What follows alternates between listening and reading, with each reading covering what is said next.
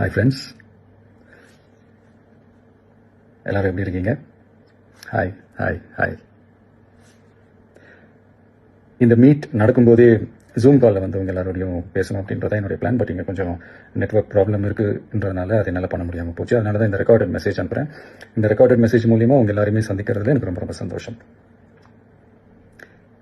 நம்மளுடைய இந்த social media படை, அதுதான் வந்து இந்தியாவிலேயே மிகப்பெரிய படைன்னு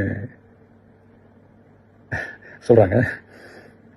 இது நம்ம சொல்கிறத விட மற்றவங்களே அதை பார்த்து தெரிஞ்சுக்கிறாங்க. இனிமேல் நீங்கள் எல்லாருமே நம்மளுடைய இந்த சோஷியல் மீடியா ஃபேன்ஸ் மட்டுமே கிடையாது.